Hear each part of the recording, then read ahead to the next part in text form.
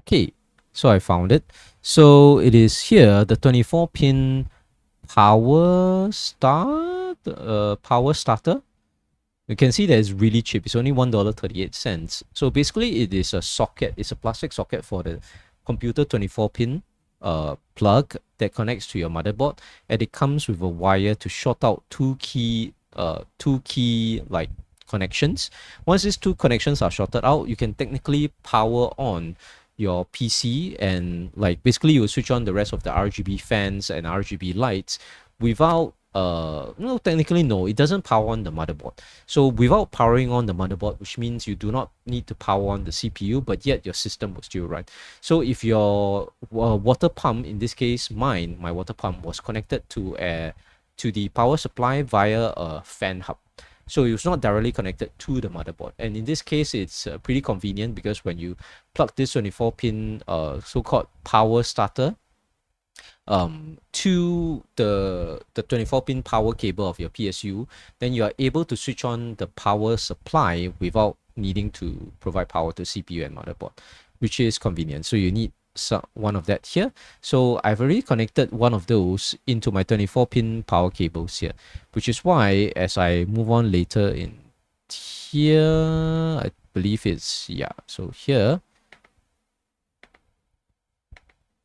I connected. So yeah, so here I switch on the power and I drain the loop. You can see that earlier, like the loop is quite full, right? So it's so much water. And then once we power it on, yep, so I'm blocking the camera here because I'm plugging in the power cable, switching on. You can see the LED lights are on, then the power is plugged on, and it sort of drains the loop away. So it switches on the pump, drains the loop away. So this is another way you need to drain the loop. I'm tilting the CPU to tilt the rest of the water from the radiators in, and so on and so forth. Then I disconnect this is the GPU. So disconnect the GPU water block. I'll skip through most of the sections which are not as interesting. So disconnect GPU water block, drain out the water. Yep, disconnect necessary plugs. And the annoying thing is that there is this RGB cable for the GPU connected to the back of my PC case because it's connected to a so-called a RGB lighting hub. And to disconnect, I have to find that cable disconnected before I can take it out. And that's a little bit annoying. It's the problem of having those lights connected to the external RGB hub. And I finally managed to find it. Like it's below. So you can see it's a mess of cables behind. It wasn't really properly cable managed. I just stuffed the cables in. As long as the case is able to close, I call it a day. Okay, so drain out the GPU water block. And here, do I drain the rest? Let me see. I remove the fans, rear fan. Same removal of fans, the cables are like, yeah, it's routed behind the case. So it's pretty troublesome to disconnect all the relevant cables. And I'll fast forward through this. Okay, next one. So, oh, wait, where's my playlist? I'm not supposed to have it this way. Next one should be this. Yeah. So next, I remove the fan cable, so to say. I think it's a pretty short one. Yep. So I'm actually removing the fans, I believe, from the bottom of the case. And the fan cables are routed to the bottom, so it's a pain to remove them. And obviously, you want to have a dry towel to clean out the rest of the case. And after that, right after that, we need to remove the top radiator. So for the height Y60, this is the height Y60 case. Top radiator cover, top case cover just pulls off with a little bit of a prying force. So it's not screwed in. So I clean a little bit of the top, and now I have to unscrew the radiator to take it out. And fast forward this. So I believe this is 4x, 5x. Yep, 5x speed. So fan screws are these are 3 fans that screwed on. Looks like I'm having a headache trying to figure out how to take it out. Eventually I decided on removing the top radiator entirely. So there's about 6 retaining screws. So the screws are around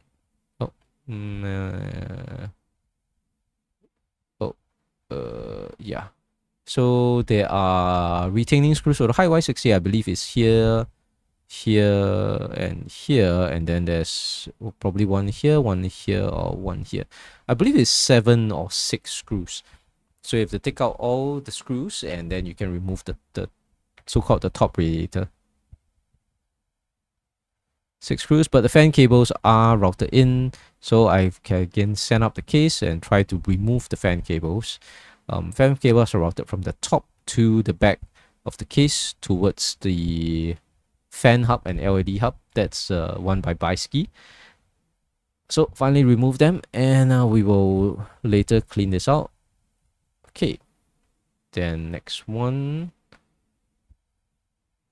Okay, I have to remove the side radiator. You can see the side radiator is kind of dusty. So I use this side radiator as intake. We'll try and forward through this. Unscrew the radiators. The radiator is screwed on. So my pump reservoir combo is screwed on to my side radiator using a mounting bracket. And when I remove the side radiator, I'm removing the pump reservoir combo along with it. But as usual, the cables are the annoying one. So you can see these are the RGB fan cables, which I've actually cable routed with cable ties. So I have to cut them and try and disconnect all the relevant cables to take them out. Okay, finally, dusty reservoir is out. I think dusty radiator is out. So wipe down parts of the case, and next video. Okay, next we have to clean the radiators. So I bring it to my kitchen sink. You can obviously see the water is still dripping here. Kitchen sink. So unscrew the fans from, this is the top radiator. So I'll fast forward through, and then wash the radiator. So I wash it with water and soap. Yep. And with a brush as well. So kind of wash through the dusty parts of the radiator. This one is the side radiator. So for the side radiator is screwed on to this mounting bracket. So I have to unscrew the mounting bracket, remove the pump reservoir combo from the side radiator.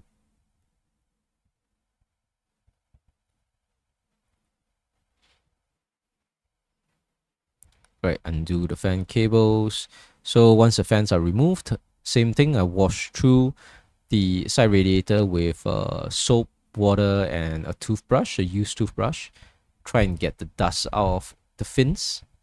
Then I also dismantle the pump reservoir combo.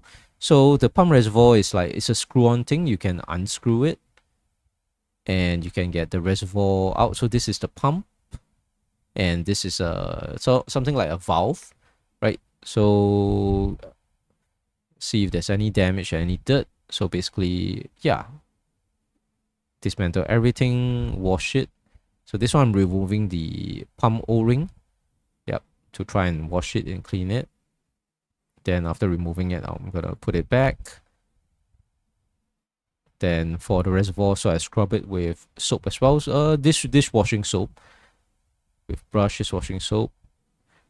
Then for the fans, I clean it with just a damp towel. You can see the fans are pretty dusty.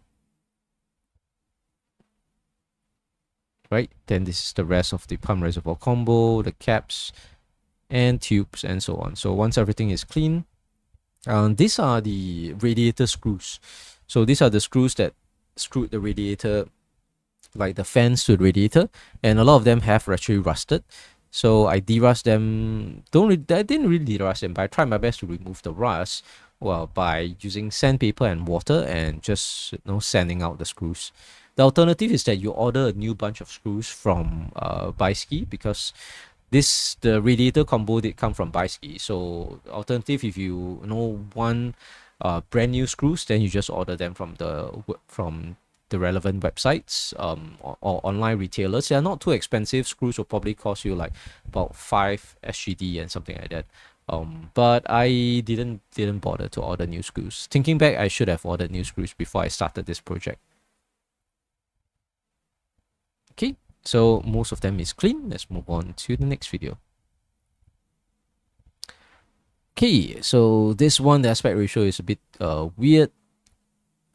So I'll just go through it. It's basically I'm re-screwing new set of fans so to the top radiator. So previously I was using the Baiski fans that came along with it came along with the combo. That means when I ordered the Baiski like soft tubing water cooling combo, they came along with 3 of their provided fans with their fan hub and so on.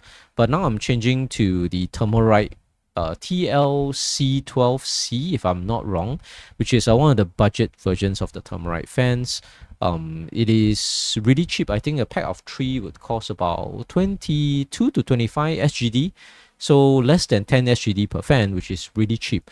Then they are RGB fans. They can be daisy chain, so they have their RGB connectors can be daisy chain, and their fan connectors can be daisy chain as well. Obviously, for such a low price fan, they are not the wireless version where you can like connect. But then again, you can actually order like quite affordable, like cheap wireless kind of fans where they can connect with each other via the magnetic connection. You could order those as well. Okay, so the screwing part is kind of annoying because I actually screw in this particular orientation because I kind of have to find the right orientation, because if I position it in the wrong way, like the screws and the radiator hose doesn't match. Like the fan hose and the radiator hose do not match. So it took me a while, and then this is the attaching the fans, the same brand of fans, the Thermalright C12C, the RGB versions, to the side radiator. Okay, so once I attach in, then I screw in the supporting bracket. Supporting bracket is actually attached to 4 of the screw holes. So the supporting bracket attaches to the 4 of the fan screw holes here, like at the 4 corners. And once you screw them in, then you have to like use the bolt and nuts to screw the base of the pump and reservoir combo to the supporting bracket. So that's how you attach it. Okay, so once this is attached, then we move on. So this took up nope, it's not the end of the day yet. So I'm still on my first day. Next I put the radiators after I cleaned it. Actually, normally you would want to wait for your radiators to dry. Actually, I think I waited for half a day for my radiators to dry somewhat. It is pretty humid and hot in Singapore. This was I did this back in January, actually mid of January, so about 2 weeks ago. So it was a pretty warm day that day, so my radiators dried pretty fast, and I actually managed to reassemble and screw them back in. You can see the radiators are not as dusty as earlier, but still there are traces of dust. I couldn't completely clean them out, but it is a lot less dusty than before after that, washing it with soap, with dishwashing fluid and soap. Then the rescrewing process is not that difficult. Okay, so part of the fins are not straight. Like after washing, part of the fins are deformed. So how you can like straighten the fins is use a pair of tweezers and kind of like pinch the fins that are bent. And then because the fins are really soft, they are like made of copper, either copper or very soft aluminum. So I believe this set should be copper. This should be a copper radiator. So with the soft copper fins that are kind of bent out of shape, I just use a pair of tweezers, pinch them, and to straighten them that way. So then you drag them left and right, drag the tweezers left and right, and you can straighten the fins. Okay, then there is the attachment of the pump reservoir combo back which is a little bit annoying because the so-called the bracket is pretty adjustable. You can have a lot of different distances, and yeah, I couldn't recall what was the exact way that I set up the screws, so I had to figure it out. Then had to fit the fittings and so on from the radiator back into it. So how I connect my loop is that my top loop, okay, so if I can pause the video. Okay, so how I connected my loop is this. So let me illustrate it. This the water comes in here, so this is the pump reservoir combo. So from here, it goes into my GPU. So my GPU is here. So the water supplies into the GPU and it goes through the GPU. Then after that, it exits and it goes into the CPU water block. Then from the CPU water block, it will cool the CPU and it exits and it goes from here, goes into the top radiator. From the top radiator, it will exit, go into the side radiator, and the side radiator, you go through the side radiator, gets cooled, and finally from the side radiator, it goes back into the pump reservoir combo. So obviously not ideal. When I initially set up my custom loops, I didn't want like the exiting water from my GPU to go into my CPU. But I watched a video from J2Sense. He mentions that it doesn't really matter at all. It's like he told his viewers that it is fine for your the water that comes out from your GPU water block to go direct to your CPU water block, because like the water is not that hot at that particular moment, and the total like volume of water and things like that, the heat capacity of the water is more than enough to still be able to cool your CPU efficiently. So I just set it up this way so that the cable management or the hard tube routing is a little bit nicer, so I don't have to like from the GPU exit into the reservoir, from reservoir go into CPU go back into another reservoir, and then from reservoir go back into the pump. It would be a lot messier if I were to do a hard loop that way. So this way of doing the hard loop is a lot more continuous and it's easier to manage. Okay, so fast forward through more cable management. You can see the mess of RGB cables. I will fast forward through some of the cable management part because it's pretty boring. We do what we have to do to keep the cables neat. I assume a lot of you guys are better cable managers than I am. Okay, and let's go to the next one. Still on the same day. So I think it'll be by the end of this day, after I reassembled the radiators in, I wanted to disassemble the GPU water block. So this is the GPU water block because I wanted to deep clean the GPU water block as well. So the GPU here is an Radeon RTX 7900 XTX. I bought it about 2 years ago. Or I think 1 year plus, not really 2 years. So I've been using for 1 year plus. As you can see, when I disassemble it, I have liquid metal on the GPU die. So this is the back plate. So disassemble the back plate. There are also supporting screws here. The water block comes from Baiski, and I bought it for about, I think, 180-ish SGD, Singapore dollars. So it works out to about 150 USD, which is a lot cheaper than the name brand water blocks from like Alpha Cool or EK water blocks, for example. You can see that I have liquid metal on the GPU die as well as the cold plate. Then the rest, VRAM is cooled by thermal pads. And I think later in the video I will show you that I actually copper mod it, which takes a lot more time and effort. But I actually copper mod for the VRAM chips. That means I use kind of like copper shims instead of thermal pads for my VRAMs. Performance wise, I think it was pretty similar. But it did keep the VRAM, I think, a little bit cooler than the thermal pads. Not much cooler. I think probably about 10 degrees drop. Yep, I expected more, but now my VRAM, I think, peaks at about 70 or 60 plus degrees Celsius. With the thermal pads, it was peaking at about 80 plus degrees Celsius. So I thought it was a little bit hot for a water block. Right, and here I show the beginning of my copper mod. So to begin the copper mod, because the copper shims can move around, and obviously copper is highly conductive, you don't want like the copper to shift around and then touch the other SMDs or other electrical components on the PCB. that might cause an unintended short and it might kill the GPU. So in order to protect, if you are doing like using copper shims for your VRAMs, it is always recommended to use Kapton tape. In this case, when you buy the copper shims for cooling from AliExpress, they provide a whole row of Kapton tape. So the Kapton tape is basically electrical tape, and they are both heat resistant and electrically insulate. They insulate electrically as well, so they are non-electrically conductive. So I place Kapton tape all around the components that are surrounding the VRAM chips as much as I can. So I'll just fast forward a little bit more.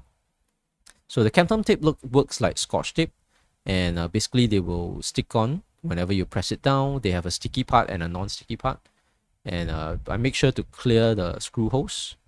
So you can see here, I make sure to basically, after I placing Kapton tape, I make sure to cut away the screw holes to make sure that the screws can thread through. Okay, so I'll fast forward this a little bit more.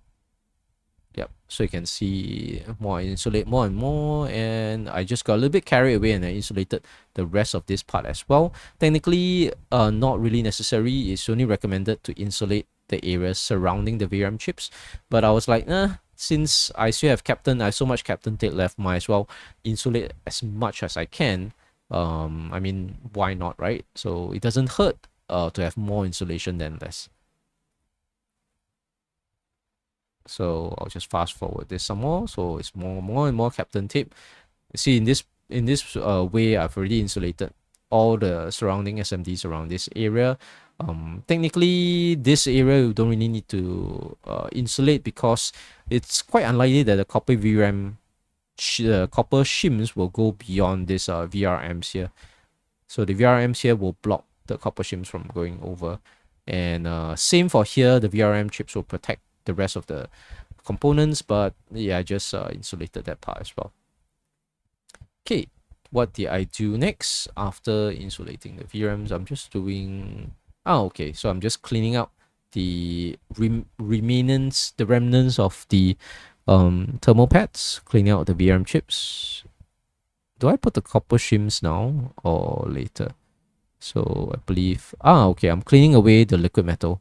So as you can see, liquid metal is kind of corrosive. This is a nickel plated cold plate, right? But here you can see that there is actually corrosion. I don't think I can zoom in this video player, but there's actually corrosion inside here as well. Yeah. I believe my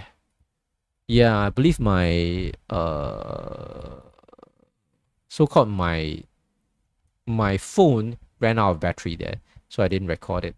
And I think I continued this the following day.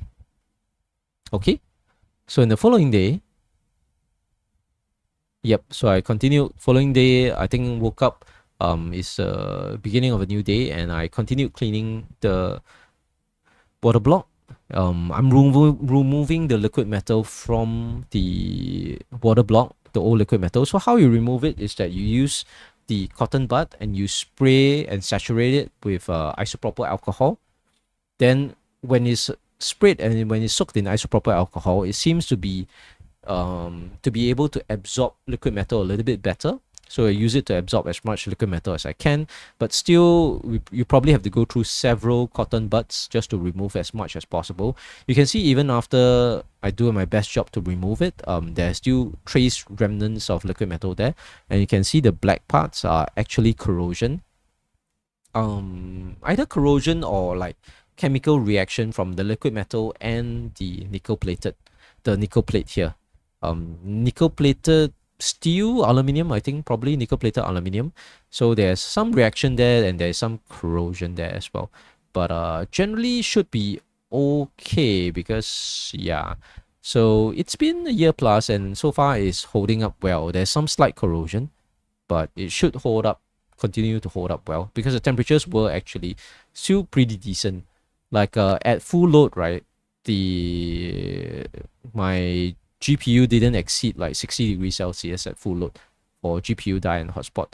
So here I remove liquid metal from the GPU die as well. You can see that the liquid metal has spilled to the surrounding areas, but my surrounding area is all insulated with nail varnish. So I was not afraid of the liquid metal spilling, and which is why insulation is really important when you're doing liquid metal, because you never know where the liquid metal will go. Okay, so I'll fast forward this a little bit more. And here I reapply the nail varnish on the surrounding SMDs.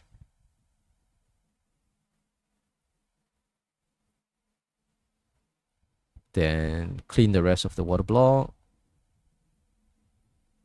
And I reapply a new layer of liquid metal.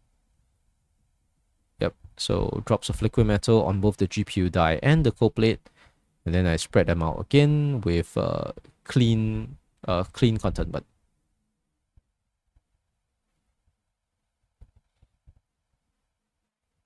Okay, so I've shown this liquid metal spreading technique a lot in my other videos where I apply liquid metal to my GPU dies as well. So basically, you want the liquid metal to be as thin as possible, using the tip of your clean cotton bud. And when you do have a area of liquid metal that's a little bit pulled up, you want to drag it out with the tip of the cotton bud to spread out to the other corners of whatever you're applying on, whether is it the cold plate or whether is it the GPU die. So to try and achieve as even and flat, an even and thin application of liquid metal as possible. Okay, so this one I bring it closer to the camera to show how I spread it out, but obviously I didn't position it that well. Yeah, but you can see that it's pretty even from here. You don't see a huge pool of liquid metal, right? Yep. Then this one I kind of made a mistake. I shouldn't have applied the liquid metal before I cleaned the rest of the GPU block. I should have disassembled and cleaned the GPU block before applying the liquid metal, but I noticed my mistake after the fact. So now I'm actually going through the process of dismantling the GPU water block and cleaning it. Here in the fin area of the cold plate, which is here, there's actually some metallic residue that's left over. So I don't know whether is it could be corrosion inside the system, and the corrosion, there's some metal particles that accumulate in the microfins here. And yeah, because when I touch the impurities that's collected on the microfins, it seems to be like metal shavings. So I assume there's a little bit of metal corrosion inside my water loop, and the metal shavings or the metal particles actually collected in the microfins. You can see it here. Okay, yes. So let me pause and reverse it a bit. Yep. So first, you can see the metal shavings here. So these are the black particles, right? So these are actually metal shavings, and it's more obvious once I remove this one. Like you can see here, the black particles here, these are all metal shavings. So yeah, so I have to clean the metal shavings away. Technically, they didn't really impact GPU my cooling temps that much, but since I'm doing a deep cleaning, I might as well make it as clean as possible. Here I actually am topless, so you can see my fat tummy, and I bring it to the sink to scrub it down with a brush and soap. And you can see why I shouldn't have applied liquid metal first, because obviously some of the water could have gone onto the liquid metal cold plate surface. And what else did I do here? Yep, and then this one I removed the seal. This is the acrylic layer, the top layer of the GPU water block. So I removed the rubber seal, washed it with a little bit of soap, and then scrubbed the inside of my the acrylic part of the water block, and then reseat the rubber seal. This rubber seal is really important, because in my previous disassembly, or my previous disassembly of the water block, I actually kind of screwed up with the application of this rubber seal, and my water block leaked immediately. So when I connected, because when the seal is not well applied, as you can see here, some of it sticks out. So make sure that it sits evenly before you screw it in. So I didn't seat it evenly before I screw it in, and when I passed through a water block, it immediately leaked. I was fortunate that my GPU managed to survive that leak, so that it didn't affect the electronics. And then that's it. So I leave the water block there to dry. Okay, and I think this will be it. So this actually went, the whole process went through 5 days, and I believe I will be doing this video in multi parts. I actually wanted, my original plan was to do it all in one sitting, but I've already taken up 30 minutes, right? And I've just gone through like 1.5 day, 2 days worth of videos. So I think this will be end of part one. So if you guys are interested to know more about hard tube water cooling, how you create a hard tube water cooling, how you clean it, how you maintain it, stay tuned and subscribe if you like it, if you like the videos, and we'll see you guys in the next video.